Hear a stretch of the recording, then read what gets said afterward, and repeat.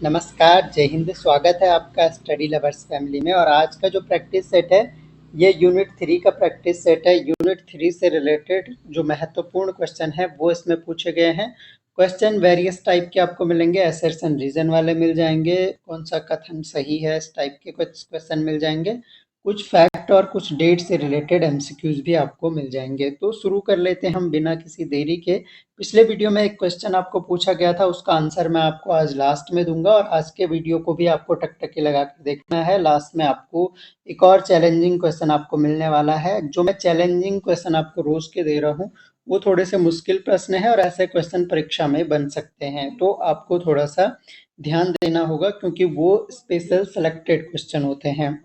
तो पहला प्रश्न आज का है आपके स्क्रीन पर। इसमें देख सकते हैं यहाँ पर सबसे पहला है असर्शन और रीजन वाला क्वेश्चन है यहाँ पर। तो असर्शन दिया गया है कि सूक्ष्म शिक्षण शिक्षकों को की शिक्षण क्षमताओं को सुधारने का एक प्रभावी तरीका है। यानी माइक्रो टीचिंग क्या है, शिक्षक क्षमताओं को सुधारने का प्रभावी तरीका है। सूक्ष्म शिक्षण में शिक्षण कौशलों का अभ्यास छोटी और नियंत्रित सेटिंग में करवाया जाता है। तो छोटी और नियंत्रित सेटिंग बनाई जाती है एक, यानी छोटी टोली, कम शिक्षक और कम पाठ्यक्रम, इस तरह से बनाया जाता है। तो ए और आर दोनों सही होंगे और आपका जो आर है वो एक ही सही व्याख्या करता है। अगला प्रश्न देखते हैं। कंप्यूटर आधारित शिक्षण का मुख्य लाभ क्या है? जो कंप्यूटर आधारित शिक्षण है इसका मुख्य लाभ क्या होता है ये हमें बताना है। यहाँ पर ऑप्शन आप देख सकते हैं। यह शिक्षण प्रक्रिया को धीमा बनाता है, ये गलत हो जाएगा। शिक्षक की आवश्यकता को समाप्त नहीं करेगा ये। यह व्यक्तिगत सीखने को सक्षम बनाता है।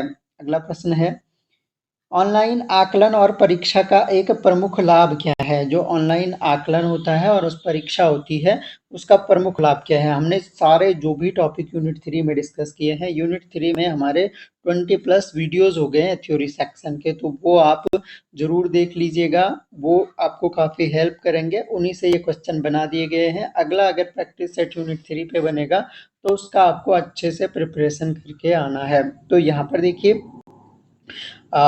सही आंसर हो जाएगा, परिणाम तुरंत प्राप्त होते हैं ऑनलाइन आकलन और परीक्षण में। तो ऑनलाइन असेसमेंट एंड ऑनलाइन जो आपका टेस्टिंग है यानी परीक्षण है वो सब हमने डिस्कस किया है यूनिट 3 में।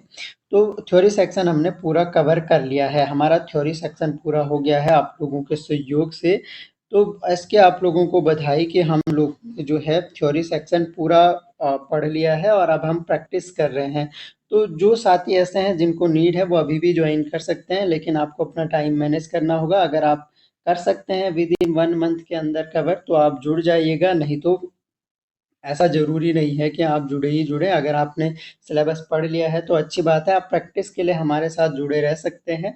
और जिन साथियों ने अभी तक चैनल सब्सक्राइब नहीं किया वो सब्सक्राइब भी कर दें, आपको इसी तरह के और अच्छे वीडियोस प्रैक्टिस सेट के ज़रूर देखने को मिलेंगे। मैं कभी कहता नहीं हूँ कि सब्सक्राइब कीजिए, लेकिन आपको अगर लगता है कि इन वीडियोस से आपको फ़ायदा हो रहा है तो ज़रूर सब्सक्राइब ज़रूर कर दें। तो यहाँ पर देखिए रीजन असर्शन है, ई लाइब्रेरी शिक्षण और अनुसंधान में सहायक होती है, यानी शिक्षण और जो रिसर्च है उसमें सहायक होती है। और ई लाइब्रेरी में पुस्तकें और शोध पत्र ऑनलाइन उपलब्ध होते हैं। तो देखिए ये दोनों स्टेटमेंट सही है और दूसरा स्टेटमेंट जो है वो पहले की सही व्याख्या भी कर रहा है।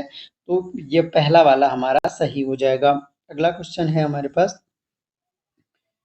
ओएचपी के उपयोग के संदर्भ में कौन सा कथन सही है? यहाँ पर ओएचपी के उपयोग के कथन दिए गए हैं और इनमें से बताना है कौन सा कथन सही है। ओएचपी का उपयोग केवल ग्राफिक्स दिखाने के लिए किया जाता है, तो केवल ग्राफिक्स के लिए नहीं किया जाता है। दूसरा कथन है आपका, ओएचपी का उपयोग शिक्षण के दौरान किसी भी प्रकार की सामग्री को प्रदर्शित करने के लिए किया जाता है। यही स्टेटमेंट हमारा सही है। केवल विज्ञान पारंपरिक ब्लैक बोर्ड की तुलना में कम प्रभावी नहीं होता है, ज़्यादा प्रभावी होता है। दीक्षा पोर्टल का मुख्य उद्देश्य क्या है? दीक्षा पोर्टल का मुख्य उद्देश्य हमें बताना है। ऑप्शन आप देख सकते हैं, सही आंसर होगा ये जो शिक्षक हैं शिक्षकों के लिए शिक्षण संसाधन उपलब्ध कराना इसका मुख्य उद्देश्य है। अगला क्वेश्चन देखिए, एडुसेट का मुख्य उद्देश्य क्या है? एडुसेट का मुख्य उद्देश्य है आपका शिक्षा के क्षेत्र में प्रसारण करना, एडुसेट का मुख्य उद्देश्य है। अगला प्रश्न देखिए, OHP से रिलेटेड फिर से क्वेश्चन है कि OHP का उपयोग शिक्षक को पाठ सामग्री को बड़े समूह के साथ साझा करने में मदद करता है। तो बिल्कुल सही बात है। और दूसरा रीज़न दिया गया है कि OHP का उपयोग करने से समय की बचत होती है। यह प्रभावी विजुअल ऐड के रूप में कार्य करता है। तो अगेन दोनों स्टेटमेंट सही हैं और आर जो है वो एक ही सही व्याख्या भी कर रहा है। अगला क्वेश्चन है वेब 2.0। देखिए ये भी हमारे पास एक टॉपिक था सिलेबस में, हमने पढ़ा इसको डिटेल में। तो टूल्स का उपयोग किसके लिए किया जाता है? तो वेब 2.0 टूल्स का जो उपयोग किया जाता है ये आपका सोशल नेटवर्किंग के लिए किया जाता है। अगला क्वेश्चन है मूक्स का पूरा नाम क्या है? तो मूक्स का पूरा नाम, पहले भी हमने ये क्वेश्चन डिस्कस किया है और ये मैं आपको रिवीजन करवा रहा हूँ बार बार क्वेश्चन के, ताकि आपको परीक्षा में अगर क्वेश्चन आए तो आप इतने कॉन्फिडेंट रहें कि आप पहली नज़र में क्वेश्चन को सही आंसर कर पाएँ। तो अच्छा आपका रिवीजन होगा और भी मैं कोशिश करूँगा कि और भी प्रैक्टिस सेट आएँ और क्वेश्चन अगर रिपीट होंगे तो वो आपके लिए फ़ायदेमंद होगा। मूक्स का पूरा नाम हो जाएगा मैसिव ओपन ऑनलाइन कोर्सेज। अगला है ई असाइनमेंट का मुख्य लाभ क्या है? ई असाइनमेंट जो है इलेक्ट्रॉनिक असाइनमेंट जो है, इसको आसानी से भेजा जा सकता है और इसे आसानी से प्राप्त भी किया जा सकता है। फिर से असर्शन है आपके पास ब्लेंडेड टीचिंग में केवल ऑनलाइन शिक्षण शामिल होता है? नहीं, इसमें ऑनलाइन भी होता है और ट्रेडिशनल भी होता है। हम पहले भी डिस्कस कर चुके हैं ब्लेंडेड टीचिंग के बारे में। ब्लेंडेड टीचिंग में पारंपरिक कक्षा शिक्षण और ऑनलाइन शिक्षण दोनों शामिल होते हैं। ये वाला सही है, पहला वाला आपका गलत है। ऑप्शन में डालना भूल गया हूँ, इसमें ABC आपका और ये D हो जाएगा। पहला आपका गलत है और R आपका सही है। अगला देखिए ई कंटेंट क्या है? ई कंटेंट में आपके ऑडियो वीडियो टेक्स्ट सामग्री का डिजिटल रूप होता है। अगला देखिए ऑनलाइन शिक्षण सीखने की प्रक्रिया में कौन सी तकनीक प्रमुख रूप से उपयोग होती है? तो इसमें ऑनलाइन में इनमें से क्या सबसे ज़्यादा हम इंटरनेट का उपयोग कर रहे हैं आज के डेट में।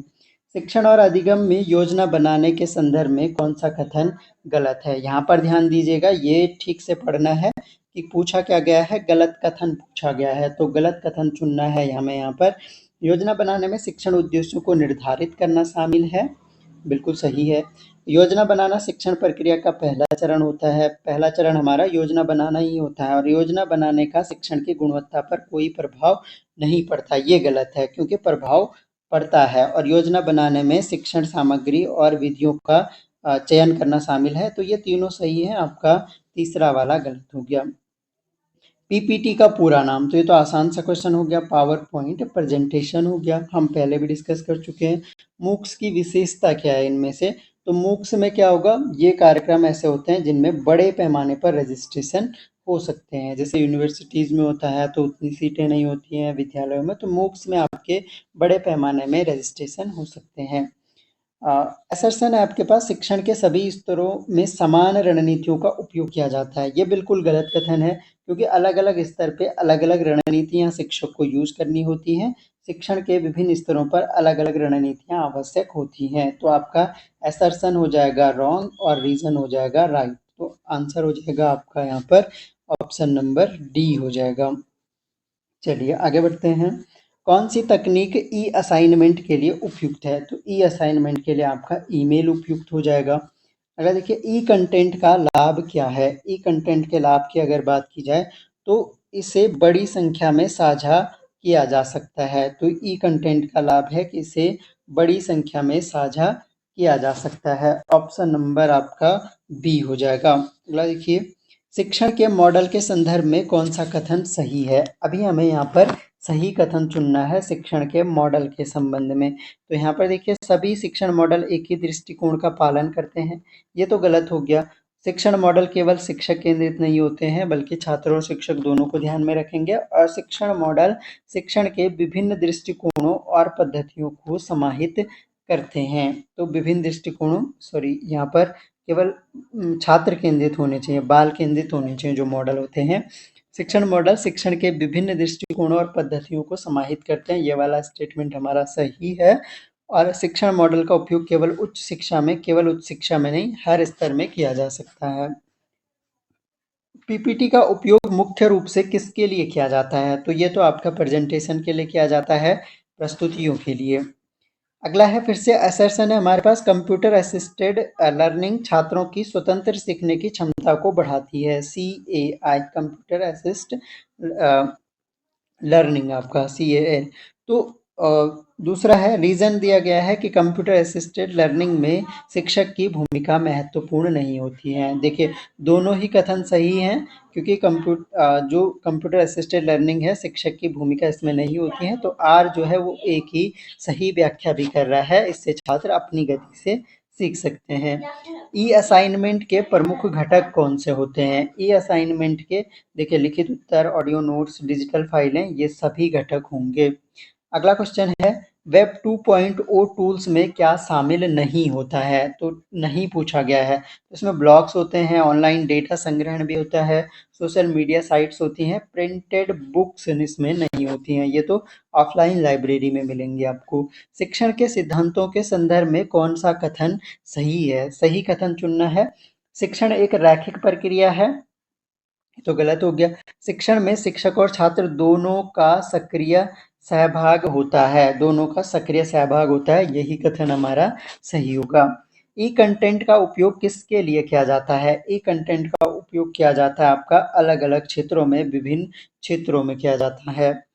अगला क्वेश्चन है, असर्शन है टीम टीचिंग शिक्षकों को आपस में सहयोग करने और एक दूसरे से सीखने के अवसर प्रदान करती है, जो कि बिल्कुल सही स्टेटमेंट है। और आपका रीजन दिया गया है कि टीम टीचिंग में एक शिक्षक कक्षा का नेतृत्व करता है, ये भी सही है, और अन्य शिक्षक सहायक की भूमिका निभाते हैं। दोनों स्टेटमेंट सही तो हैं, लेकिन आपस में सहयोग करने और एक दूसरे से सीखने का अवसर प्रदान करते हैं, इस तरह के कथन की सही एकदम सटीक व्याख्या ये स्टेटमेंट नहीं कर रहा है। तो ऑप्शन नंबर बी हो जाएगा हमारा। ए और आर दोनों सही हैं, लेकिन सही व्याख्या नहीं करता है। पीपीटी बनाने के लिए कौन सा सॉफ्टवेयर प्रयोग किया जाता है? तो ये आपका MS पावर पॉइंट होता है। ऑप्शन नंबर सी आपका सही आंसर हो जाएगा। अगला देखिए, ई असाइनमेंट में कौन सा माध्यम उपयोग होता है? तो ई असाइनमेंट में आपका ईमेल उपयोग होता है, इलेक्ट्रॉनिक मेल का प्रयोग होता है, तो ये आपको ध्यान रखना है। अगला देखिए, शिक्षण के स्तरों के संदर्भ में कौन सा कथन सही है? सही कथन चुनना है। अधिगम के 3 स्तर होते हैं, समझ, स्मरण और अनुप्रयोग, ये 3 स्तर अधिगम के होते हैं। पहला ही कथन हमारा सही है। अधिगम के स्तर केवल प्राथमिक, तो ये सारे केवल वाले हैं, वैसे भी इनको आप वैसे भी एलिमिनेट कर सकते हो। 1 नंबर आपका सही हो जाएगा। एडोसेट का पूरा नाम, ये भी क्वेश्चन हमारा रिपीट हो रहा है, पिछले प्रैक्टिस सेट में आया है। तो पिछले प्रैक्टिस सेट अगर आपने हमारे नहीं देखे हैं, वहाँ पर हमने यूनिट 3 के टॉपिक वाइज करे थे कुछ टॉपिक, जैसे एडोसेट पे अलग से एमसीक्यूज ले आए, पीपीटी पे अलग से एमसीक्यूज ले आए, तो ऐसे 2-2 3-3 टॉपिक करके हमने यूनिट 3 को तो बहुत अच्छी प्रैक्टिस की है। तो वो आप एक प्रॉपर प्लेलिस्ट पड़ी हुई है, वो प्लेलिस्ट आप लोग देख सकते हो। तो ये हो गया आपका एजुकेशनल सैटेलाइट। अगला है, असर्शन है फ्लेंडर्स कक्षा का इंटरेक्शन विश्लेषण थ्योरी में हमने पढ़ा है, ये वाला टॉपिक भी, कोई भी टॉपिक छोड़ा नहीं है। शिक्षकों को छात्रों के साथ उनकी बातचीत का विश्लेषण करने में मदद करता है, जो कि बिल्कुल सही है। और यह विश्लेषण शिक्षकों को उनकी शिक्षण शैली में सुधार करने के लिए आवश्यक फीडबैक भी देता है। तो यहाँ पर ए और आर दोनों सही हैं, और ए जो है, आर जो है वो ए की सही व्याख्या भी है। अगला देखिए, ज्ञान दर्शन चैनल किस क्षेत्र में सेवा प्रदान करता है? तो ये तो आसान सा हो गया, शिक्षा के क्षेत्र में। प्रज्ञाता दिशा निर्देश किस वर्ष जारी किए गए? तो ये 2020 में जारी किए गए थे प्रज्ञाता दिशा निर्देश, तो ये आपको ध्यान रखना है। अगला क्वेश्चन है, असर्शन है सिमुलेशन सोशल स्किल ट्रेनिंग, जो SSST है हमारा, शिक्षकों को वास्तविक शिक्षण स्थिति का अनुभव करने में मदद करती है।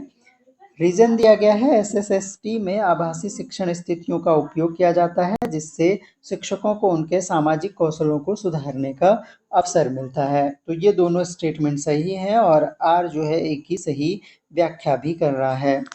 चलिए आगे बढ़ते हैं, दीक्षा पोर्टल की शुरुआत किस वर्ष हुई थी? तो इम्पोर्टेंट क्वेश्चन है अगेन, और ये भी आपका रिपीटेड क्वेश्चन है। ये क्वेश्चन आपको, ये फैक्ट बेस है, ये आपको ध्यान रखने होंगे। हो सकता है 3-4, क्योंकि ऑर्गेनाइजेशंस बहुत हैं, पोर्टल्स बहुत हैं, प्रोग्राम्स बहुत हैं, तो उनके ईयर्स बहुत हैं, तो हो सकता है आपको 3-4 प्रोग्राम्स के ईयर स्टेटमेंट में दे दे कि भाई दीक्षा पोर्टल की शुरुआत इस वर्ष हुई थी, फिर एक दूसरा कुछ दे दिया, फिर पूछेगा इनमें से सही को चुनिए या फिर गलत को चुनिए। इस क्वेश्चन का जो सही आंसर है वो 2017 है। अगला क्वेश्चन है, शिक्षण के चरणों में कौन सा कथन सही है? शिक्षण के चरणों में, तो शिक्षण के चरणों की अगर बात की जाए तो शिक्षण में केवल 2 चरण नहीं होते हैं। शिक्षण हमने पढ़ा था, शिक्षण में 3 चरण होते हैं। एक योजना बनाना, फिर कार्यान्वयन करना और देन मूल्यांकन करना। यानी शिक्षण से पहले का स्टेप एक हो गया योजना बनाना, फिर कार्यान्वयन हो गया शिक्षण के दौरान, और फिर शिक्षण के बाद का स्तर हो गया मूल्यांकन। एडुसेट्स के लाभ क्या हैं? एडुसेट के लाभ क्या हैं? तो शिक्षा को दूरस्थ क्षेत्रों तक पहुंचाना इसका लाभ हो गया। अगला देखिए, ज्ञान दर्शन चैनल किसके लिए उपयोगी है? केवल शिक्षकों के लिए, केवल विद्यार्थियों के लिए, केवल ग्रामीणों के लिए? अब देखिए ये सभी के लिए है। अब यहाँ से ये ध्यान रखना है, ज्ञान दर्शन जो है वो ग्रामीणों के लिए भी है, केवल छात्र और शिक्षकों के लिए नहीं है। अगला देखिए, शैक्षिक प्रौद्योगिकी में सिस्टम विश्लेषण के संदर्भ में कौन सा कथन गलत चुनना है? अब ये ध्यान से पढ़िएगा, गलत चुनना है हमें। सिस्टम विश्लेषण का उपयोग शिक्षा प्रणाली के प्रभावी क्रियान्वयन के लिए किया जाता है, ये तो कथन सही है। सिस्टम विश्लेषण में केवल तकनीकी पक्षों पर ध्यान दिया नहीं, केवल तकनीकी पक्षों पर ध्यान नहीं दिया जाता है, यही कथन गलत हो गया। बाकी सिस्टम विश्लेषण में शिक्षण विधियों का मूल्यांकन सुधार शामिल है, सही है। सिस्टम विश्लेषण का उपयोग शिक्षण परिणामों को सुधारने के लिए किया जाता है, बाकी सब सही है, दूसरा वाला गलत है। अगला देखिए, प्रज्ञाता दिशा निर्देश का मुख्य उद्देश्य क्या है? मुख्य उद्देश्य प्रज्ञाता का जो है हमने पढ़ा है, ये टॉपिक आसानी से आप लगा पा रहे होंगे सारे क्वेश्चन। तो आपको अपने मार्क्स जरूर बताना है कमेंट बॉक्स में, आपका बी इसका सही आंसर हो जाएगा। अगला देखिए, और क्वेश्चन जो मैं पूछता हूँ वीडियोज में वो आंसर जरूर दे दिया कीजिए, क्योंकि क्या होगा कि अगर वो क्वेश्चन आपका एग्जाम में बन गया, अभी चाहे आप उसका आंसर सर्च करके दो, कैसे भी करके उसका आंसर कमेंट बॉक्स में टाइप करो, कोशिश करो कि आप सही आंसर टाइप करें, ताकि अगर एग्जाम में आपको उस तरह का क्वेश्चन बन गया, वो क्वेश्चन बन गया, तो इतनी मैं गारंटी दे सकता हूँ कि एक बार अगर आपने कमेंट में उसका उत्तर टाइप किया हुआ है तो आप उस क्वेश्चन को कभी गलत नहीं करने वाले हो। तो शैक्षिक प्रौद्योगिकी के सॉफ्टवेयर प्रकार के संदर्भ में कौन सा कथन सही कथन हमें चुनना है? सॉफ्टवेयर में केवल शैक्षिक ऐप्स होते हैं, जरूरी नहीं है, सॉफ्टवेयर में गेमिंग ऐप्स भी हो सकते हैं। सॉफ्टवेयर में शिक्षण के लिए उपयोगी ऐप्स, सिमुलेशन सॉफ्टवेयर और प्रोग्रामिंग लैंग्वेज शामिल होते हैं। तो ये शामिल होते हैं, शिक्षण के लिए ऐसे ऐप शामिल होते हैं। सॉफ्टवेयर का उपयोग केवल स्कूल शिक्षा में होता है, केवल स्कूल शिक्षा में नहीं होता है, और जगह भी होता है। सॉफ्टवेयर में केवल ओपन सोर्स प्रोग्राम नहीं, पेड भी होते हैं प्रोग्राम, पेड भी उसमें होते हैं, केवल ओपन सोर्स फ्री प्रोग्राम उसमें नहीं होते हैं, सभी के लिए अवेलेबल वाले नहीं होते हैं, कुछ टर्म एंड कंडीशंस उसकी होती है। तो इनमें से जो सही कथन है आपका, वो आपका ऑप्शन नंबर 2 हो गया। दीक्षा पोर्टल का उपयोग किसके लिए किया जाता है? तो ये किया जाता है आपका शिक्षकों और छात्रों के लिए शिक्षा सामग्री उपलब्ध कराने के लिए है। एडुसेट का प्रक्षेपण किस वर्ष किया गया था? तो ये आपका 2004 में हुआ था। एडुसेट का प्रक्षेपण इम्पोर्टेंट है, ये आपको जरूर ध्यान रखना है। एडुसेट का प्रक्षेपण जो है 2004 किया गया था। ये क्वेश्चन मैंने आपको वीडियो में कम्युनिटी साइड में जाओगे वहां पर पूछा है, उसको एक्सप्लेनेशन के साथ दिया है, तो देख लीजिएगा। शैक्षिक प्रौद्योगिकी के हार्डवेयर प्रकार के संदर्भ में कौन सा कथन सही है? हार्डवेयर के प्रकार के संदर्भ में बताना है कि कौन सा कथन सही है। हार्डवेयर में केवल कंप्यूटर और प्रोजेक्टर शामिल होते हैं, ऐसा नहीं है। हार्डवेयर में कंप्यूटर, प्रोजेक्टर, टैबलेट और स्मार्ट बोर्ड शामिल होते हैं। हार्डवेयर का उपयोग केवल उच्च शिक्षा में होता है। हार्डवेयर में केवल इंटरनेट से जुड़े उपकरण शामिल होते हैं। तो इनमें से जो सबसे सही आंसर हो जाएगा, हार्डवेयर में कंप्यूटर, प्रोजेक्ट, यानी जो भी आपके ऐसे उपकरण हैं जिनको आप टच कर सकते हैं। हमने हार्डवेयर सॉफ्टवेयर बहुत अच्छे से पढ़ा है थ्योरी सेक्शन में, तो 2 हो जाएगा। अगला क्वेश्चन है, ये आपके लिए क्वेश्चन है, क्वेश्चन नंबर 50। हमेशा की तरह आपके लिए क्वेश्चन होता है ये, तो यहाँ पर आप देख सकते हो क्वेश्चन है आपके पहले, एडुसेट के माध्यम से केवल उच्च शिक्षा के लिए शैक्षिक सामग्री का प्रसारण किया जाता है। दूसरा कथन है, ओवरहेड प्रोजेक्टर का उपयोग शिक्षा के अलावा अन्य व्यावसायिक प्रस्तुतियों के लिए भी किया जाता है। और सी है, दीक्षा पोर्टल केवल शिक्षकों के लिए विकसित किया गया है और इसमें छात्रों के लिए कोई सामग्री नहीं होती है। तो ये 3 स्टेटमेंट है, ये ऑप्शन है आपके पास कूट, केवल एक सही है, केवल बी सही है, केवल ए और सी सही है, और या फिर बी और सी सही है। तो सही उत्तर क्या है ये आप कमेंट बॉक्स में टाइप कीजिएगा। और ये रहा आपका पिछला प्रश्न। पिछला प्रश्न आपके पास था, केवीएस की स्थापना 1963 1983 में हुई, जो कि बिल्कुल सही है। केवीएस के पहले अध्यक्ष मौलाना अबुल कलाम आज़ाद थे, ये नहीं थे। केवीएस के जो अध्यक्ष थे वो जो अध्यक्ष होते हैं वो मेनली एजुकेशन मिनिस्टर होते हैं, तो अब्दुल कलाम आज़ाद का कार्यकाल तब तक समाप्त हो गया 1963 तक, तो ये नहीं थे। केवीएस का उद्देश्य केवल सरकारी कर्मचारियों के बच्चों को शिक्षा प्रदान करना है, ऐसा नहीं है, बल्कि ये जो है आसपास के जो ग्रामीण बच्चे होते हैं उनके लिए भी वहाँ पर सीट्स की व्यवस्था होती है। केवीएस केंद्रीय विद्यालयों की एक श्रृंखला का प्रबंधन करता है जो भारत के विभिन्न भागों में, ये भी सही है। ए और डी सही है। काफी लोगों ने आपने सही आंसर दिया था, काफी लोगों ने गलत भी आंसर दिए हैं, तो ऑप्शन नंबर सी आपका सही उत्तर हो जाएगा। तो ये कुल मिलाकर हमारा प्रैक्टिस सेट था यूनिट 3 का। मुझे उम्मीद है आपको ये पसंद आया होगा। पसंद आता है तो लाइक शेयर करें, अपने दोस्तों तक पहुंचाएं वीडियो को। पसंद नहीं आता है तो कमेंट बॉक्स में लिखें कि क्या चीज़ आपको पसंद नहीं आई है, कुछ सुधार की गुंजाइश है तो वो भी आप लिखिए। हम धीरे धीरे काम करते हैं आपके हर सुझाव, हर राय पर। तो thanks a lot for listening. मिलते हैं हम नेक्स्ट वीडियो में, तब तक के लिए जय हिंद।